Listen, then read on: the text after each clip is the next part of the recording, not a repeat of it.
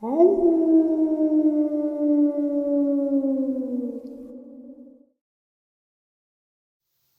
greetings and salutations, everyone. I hope everyone is still doing well, and welcome to tonight's middle of the night or early morning bonus upload, depending on wherever you live. Before we get into these very terrifying experiences, couple links. As many of you know, I rely on Patreon, PayPal, channel membership, and the merch to help the channel to continue to grow and go. Links to Patreon, PayPal, and channel membership is in the description below. Merch displayed directly under the video. Also, Dogman Frightening Encounters, Volume 1 through 3, the audiobook versions. They were written and researched by Tom Lyons, narrated and produced by me, Jeff Nadolny. Those audiobooks are available on Audible, Amazon, and iTunes, links to which are also in the description as well. And finally, last but definitely not least, if you'd really like to help support the channel to continue to grow and go, simply subscribe. It doesn't cost you a cent. Click that like button, takes half a second. If you don't want to miss out on any of the informative uploads I put out daily, click that bell icon, and folks, please leave a comment. Why? Well, because all these things really do help the channel to continue to grow and go, and folks, they do matter. Now, everyone, I have taken far too much of your time. Let's jump in to tonight's middle of the night, early morning bonus upload, shall we? One thing before we get into the upload, the photo that is in this video is a photo taken of a gigantic wolf. The people who took the photo do not know if this is the creature that they encountered the night prior that was bipedal. So please remember that. Today's first encounter. I used to work on the North Slope of Alaska in the oil industry. The work that we were doing required us to travel far out into the Alaskan Petroleum Reserve, which is basically just untamed tundra wilderness for hundreds of miles. The oil companies would build these long ice roads in the winter that would lead to exploration drilling pads. Our job was to go out after they had finished the initial drilling, test the rock formations for their oil-producing qualities. It was March on the slope, while still in the depths of the Arctic winter, with the equinox approaching and day and night cycle becoming a little more even. My flight to the slope was delayed due to a large blizzard which shut down Dead Horse and Kuparik airstrips. I spent 3 days waiting in Anchorage until the storm cleared and we were finally able to fly out. Landing at the Kuparik airstrip, it was evident that a blizzard was more severe than we had initially thought. While whiteout blizzards are common, actual snow accumulation is not.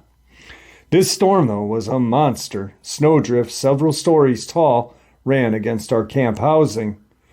Our work trucks and equipment were completely buried in the snow, and it took us a full day to dig them out. As soon as the trucks were free, we were off on our first job assignment. No time for rest in the Alaskan oil fields. Traveling anywhere after a storm this size is definitely a nightmare. To get to the work site, we had a bulldozer escort us, breaking up any remaining drifts as we went. The dozer cleared our work area around the well house and we began to rig up our equipment. It took a little time, and soon we were back on the normal humdrum life of Arctic well maintenance. Over the radio, we got a call from the bulldozer operator. As he had left, he had seen a giant black animal heading in our direction. He couldn't tell if it was a wolf or a large dog, but it was massive and moving erratically. In the winter, many animals are not active on the slope. Caribou, musk oxen, and fox are the usual wildlife you'll encounter out in the snow. The animals keep to themselves for the most part, but you learn very quickly to never look the animals in their eyes if they approach you. This goes doubly for the white fox, and I advise you to do the same. Grizzlies are hibernating. The male polar bears are hunting on sea ice while the females are denned up with their new cubs. Wolves are unheard of but rarely leave the Brooks Range Mountains, a couple of 100 miles to the south. Whatever the operator had seen, we would keep watch, but it wasn't our problem. It was a problem for the bear police. We went about our work, albeit cautiously. It's interesting to note that oil companies on the slope have private security officers who, besides being private law enforcement, also try to minimize encounters with wildlife. We refer to them as the bear police, which is a cute name for a rather dangerous job. These security officers are the only personnel on the North Slope, outside of regular law enforcement, that are allowed to carry firearm. Their primary job when encountering large predators is to harass them until they leave. This is done with beanbag guns and loud noises at first. When that fails, or the animal is unusually aggressive, lethal force is needed. We had just settled into our work and forgot about the wolf or dog or whatever that was. I needed to take a leak and jumped out of the truck, walked behind the well house to take care of business. My crewmate came over the radio telling me to get back into the truck.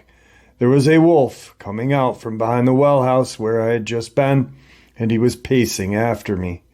I didn't look behind me. I just ran back and jumped into the truck. I'm not taking my chances, even if it was a crewmate's practical joke. Once inside, I looked out, and sure enough, trotting toward the truck was a large, black male wolf. He approached our trucks and plopped down on the snow in front of us. This wolf looked rough, even by wild animal standards. The right side of his face was mutilated and deformed, missing his right eye and most of his skin and lips on the side of his head. The wound exposed large white teeth, giving him the appearance of a wide, crooked smile. He didn't appear aggressive, but he didn't take his good eye off of us. That one good eye was a bright red in appearance, and it was eerie. The way he just sat there, staring, watching, waiting. We radioed the security officers for help, and like a speeding bullet, they showed up 40 minutes later. The whole time waiting, the wolf never diverted his attention from us. If I hadn't seen him breathing, I would have assumed it was a statue. Security officers arrived and took some pictures for their reports, then began the process of driving the animal back into the tundra. Truck horns did not startle him. He didn't even flinch. Charging him with the truck did nothing either. They then took aim with a beanbag gun and hit him square in the ribs. The wolf let out a yelp, but didn't get up or move from his spot. The next beanbag hit him in the head, and that jousted him enough to get up and leave. I was able to get a decent picture of this big guy before he left the work site. Security told us to call back if we saw him again. They seemed confident that he would move on and not bother us anymore. The sun was settling and our job was still hours from wrapping up. Working a 13 to 15 hour day is not unusual. You either get used to long hours or you find another line of work pretty quick.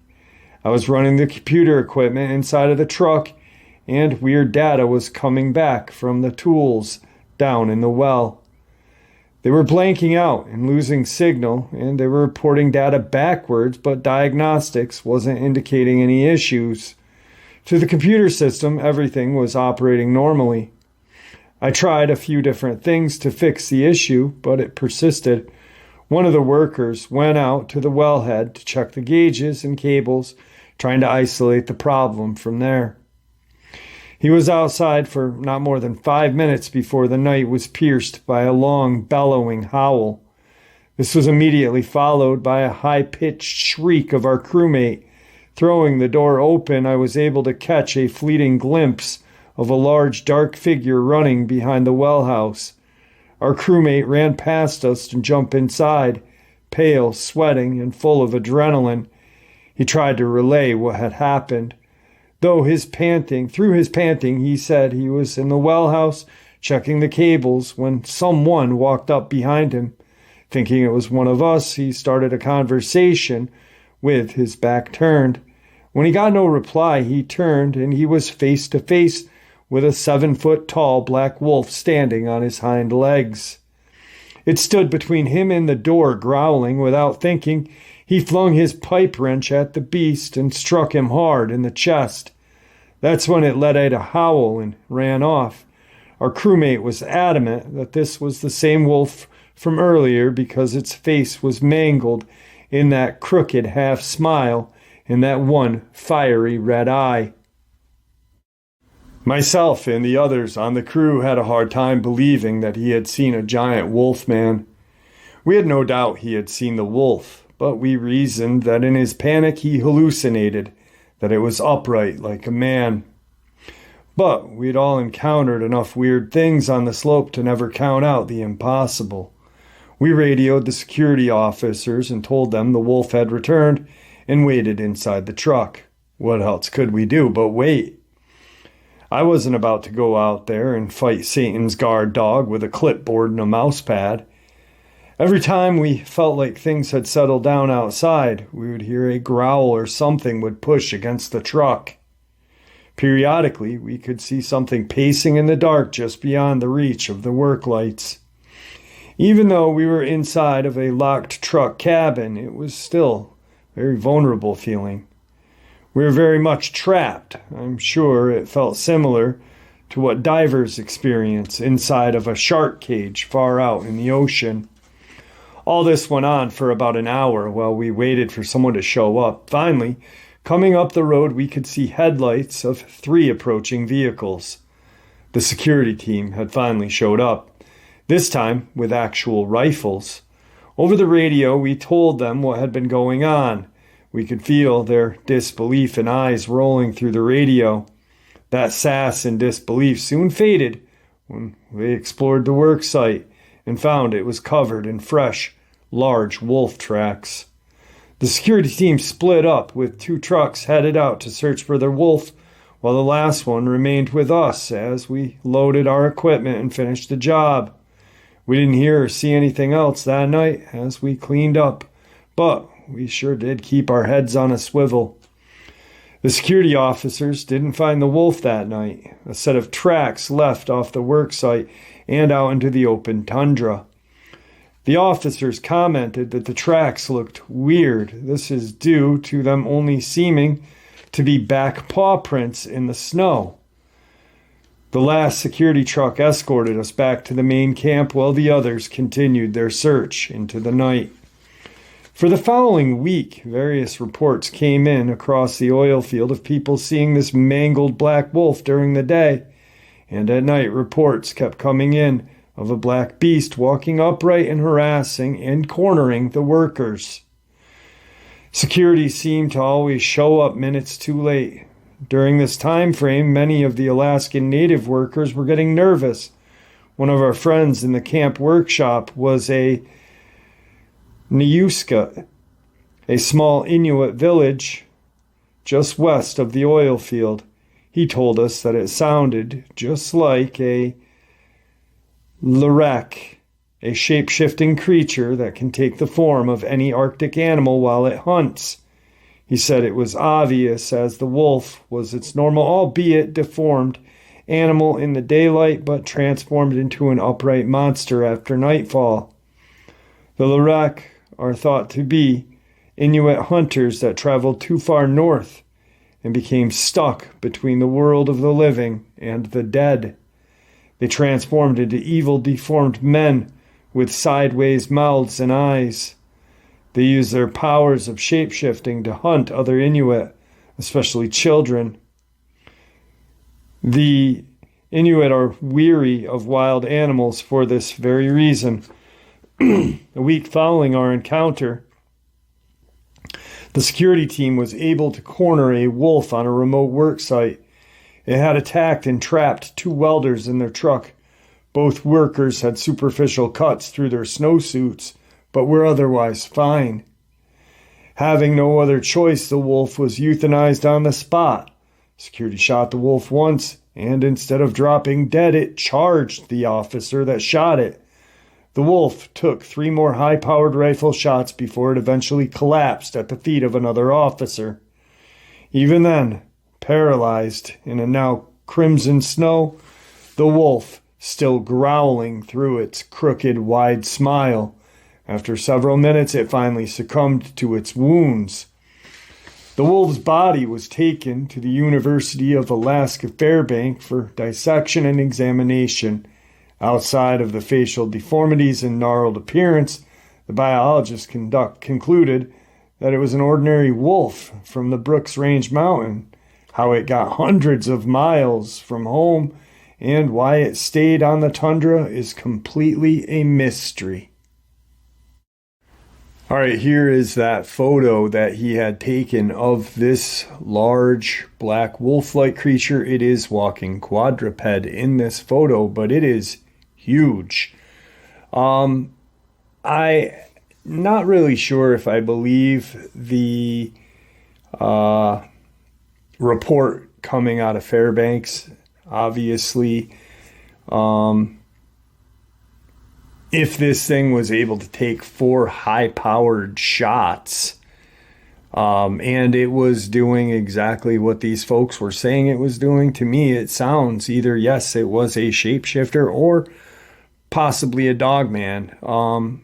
I myself think that I do believe in shapeshifters, but I also believe that a lot of native lore was misinterpreted. I think that, like a Dogman in, upstate New York or, wherever, they may automatically associate that with being a shapeshifter because how often do you see an upright walking wolf? So I think that's when they start to, they don't have a explanation. So let's call this creature a shapeshifter. They might not have even ever seen it shapeshift, but it's logical to them and their beliefs. Once again, just a theory, nothing etched in stone, obviously, but this photograph is absolutely just wild. I mean, this thing is huge. Obviously, it is very dangerous looking. And, wow, I could never imagine being that far up north, that isolated, and having a monster like this stalk me. Tonight's second encounter. This happened 9 years ago in the early spring when I was 15 years old, spring of 2014. I was at a friend's house in corn country, about an hour north of Indianapolis. Nowadays, I'm very familiar with the paranormal, unexplained, having multiple shared experiences with friends, but at the time, I was a major skeptic. I didn't fully process what we saw until years later. I'd come over to a friend's house to hang out like any other time. I brought my pellet gun, he had one as well, so we could go and shoot some moles on his farm property. After a while, his brother joined us, and we eventually got bored of looking for moles. There was a patch of woods, about the size of 2 football fields, a little over a mile away, completely surrounded by empty cornfields with no access points from the nearby road. The 3 of us decided to walk out there because why not? We were bored kids looking for fun. We put some boots on and headed out with our pellet guns. The walk wasn't super far, but it took us a while to reach the woods because all the spring rain from earlier in the week made the field a big mud pit. So muddy, our feet disappeared with each step. Then, right as we walked through the brush surrounding the edge of woods, we saw it. In the best way I can describe this thing, it was a raccoon that was built like a Great Dane. We had seen coyotes and wolves before, but this was not that. It 100% looked like the biggest raccoon we had ever seen. We could tell we caught it off guard because it was just standing there on all fours, grooming itself. And then it immediately locked eyes with us when one of us pointed at it and said, "Look at that thing." There was a couple of seconds where we just looked at it and it looked right back at us before it quickly turned around and scaled a 60-foot tree. We lost sight of it in the canopy. When we then looked at each other with this WTF look, like, what was that? We talked about how the way it climbed that tree was what freaked us out the most. It only took a few strides to get up that tree using its front paw/hands to grab onto the tree and lift and launch itself up. The arms were freakishly long and lanky looking while it climbed. It honestly looked somewhat human in the way that it articulated its arms as it climbed, like its elbows jutted out to the sides as it pulled itself up. We talked about how freaky that was some more and decided to keep looking around because even though we were spooked, it was intriguing and we wanted to see if there was any other freaky stuff around. There definitely was. The woods were littered with easily over 100 animal carcass bone piles. Most of them were cows, raccoons, and possum. There was one spot, maybe 25 by 25, that had at least a dozen cow carcasses, ranging from just the bone left to one that looked less than a week old. They were definitely being eaten by something with huge chunks of flesh missing. I know cows get loose all of the time, but damn, if this didn't look like a feeding spot. My theory is that this thing was stealing cows from the local farms for food. There are a couple within 5 miles. We also found a man-made small pond in the middle of the woods, which couldn't have been more than 6 feet wide. A shovel and plastic bucket was sitting next to it. Once we found that, we were pretty freaked out again and decided we better head back because we had less than 2 hours of daylight left, and there was a lot of thick, deep mud to slowly walk through to get back home. That's pretty much it. At the time, it freaked me out a bit, but looking back now, knowing what dogmen and skinwalkers are, I'm just happy we came back completely unscathed. Unfortunately, I don't hang out with those guys anymore, and I tried to go back with some different friends somewhat recently, only to see the woods had been cleared out and there was nothing there. I thought I was tripping out, but I looked on Google Earth, and I could see in its place was dirt and log piles, probably an omen to not chase this thing. I'll take it at face value. I haven't heard of a dogman, but this thing did not look like a dog or coyote at all. I just used the Great Dane as a size comparison, as it was freakishly large and looked like a raccoon. Yeah, it was striped like a raccoon, and it had a face like a raccoon, specifically large black spots around its eyes, stubby, almost rounded ears. It had a bushy fur like a raccoon. We saw it very clearly with no obstructions from only 30 to 40 feet away. It was early spring. The brush inside the canopy was still dead. Now, some folks may be like, what was that, a raccoon, man? Come on, But if you look at what a raccoon looks like, they have a muzzle, This thing was Great Dane sized. So we all know how large Great Danes stand when they stand up. They're 6, 7 feet tall. This may be a juvenile dogman, gray in color. And we all know that dogmen don't look identical. They don't all look like the hulking underworld thing that people constantly say they look like. What I saw had a muzzle, but looked nothing like that. It looked, honestly, what I saw looked like it would destroy an underworld dogman thing. What I saw was just not right. It didn't look like it was from this earth. It looked like it didn't belong. So there are different kind of people see hyena-like ones. I'm thinking these kids were young, maybe just off the bat, they see this grayish creature that's fuzzy, furry, and, runs up a tree. What do they immediately think? Raccoon. Our brain tries to put kind of a face or a name to what we're seeing automatically. Gray, black, fuzzy and furry, and ran up a tree. Raccoon. But it's as large as a Great Dane, possibly 6 to 7 feet tall while standing upright. I'm not going to call it a raccoon man. I'm going to call that possibly a juvenile Dogman. What do you guys think? Tonight's third encounter. I was driving out in the country in a back road town of Willis, Michigan.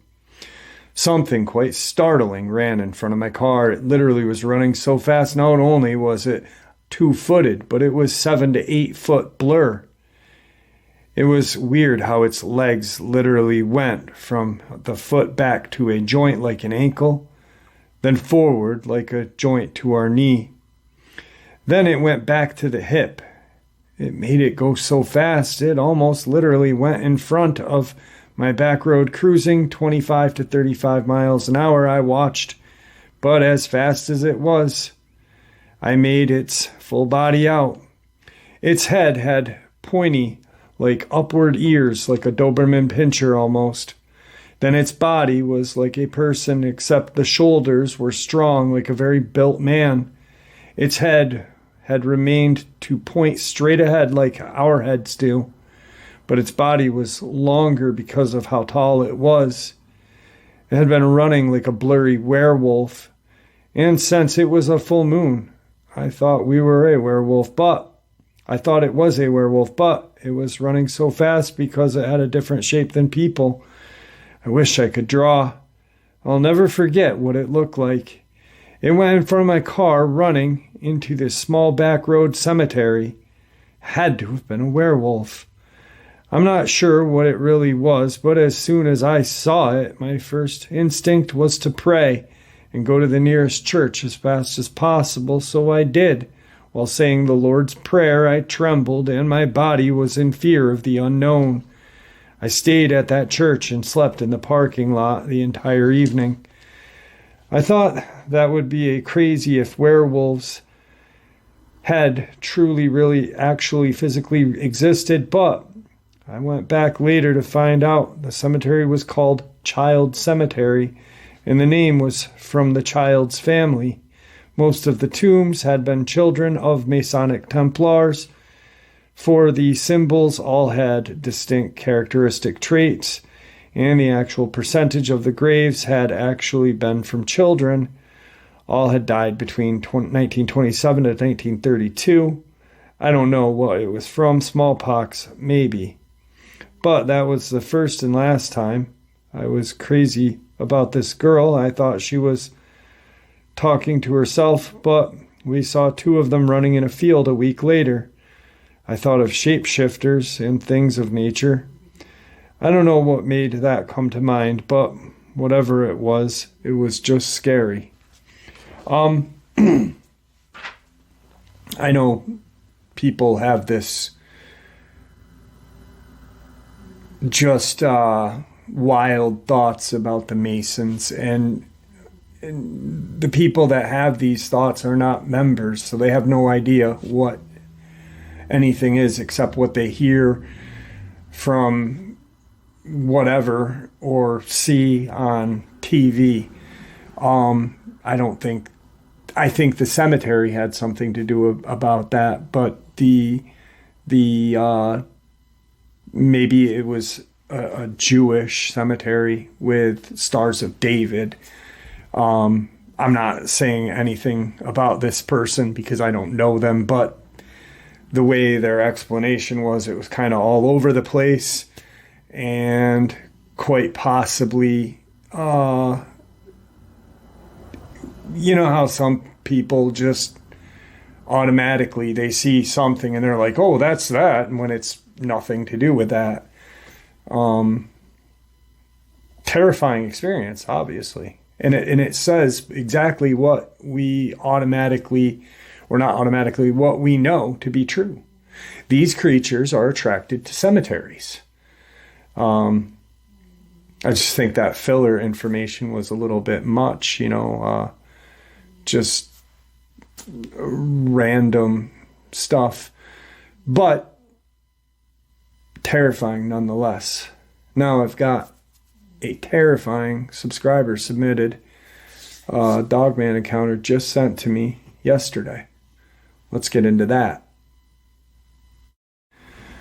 Jeff, this is D. I had 2 different encounters.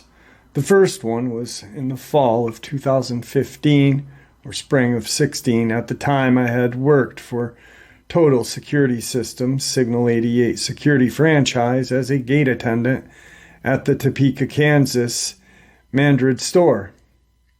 The time was in the evening, just before closing. I noticed that in a tall tree to the west of the store there was a large shadowy thing on a limb well above the ground. It looked like it had been watching me as I went about my duties.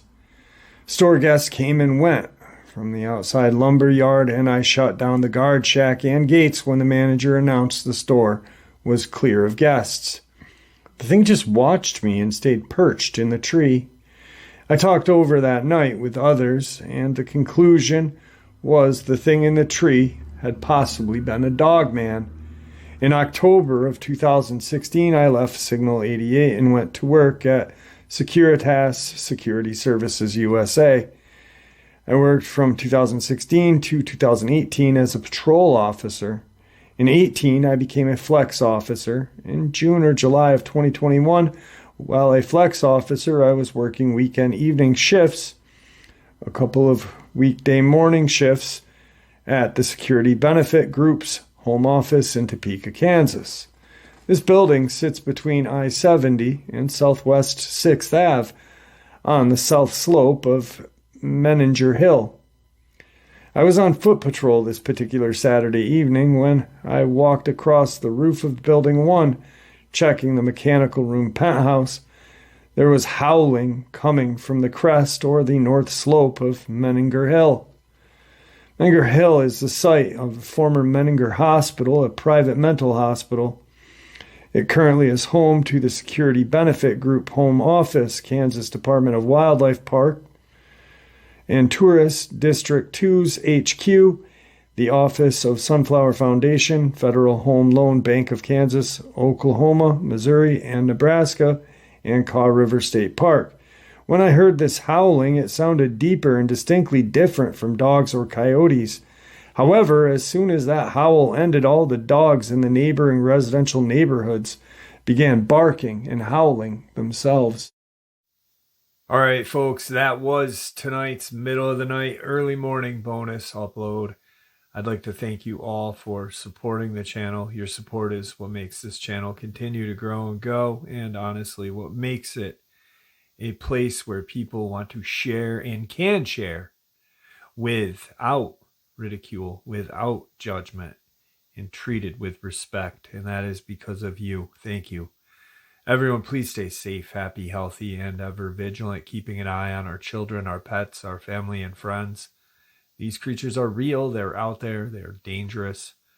Share this information with the people you love and care about, and it may just help save their lives someday. Until next time, never stop asking questions, never stop searching for answers, and God bless.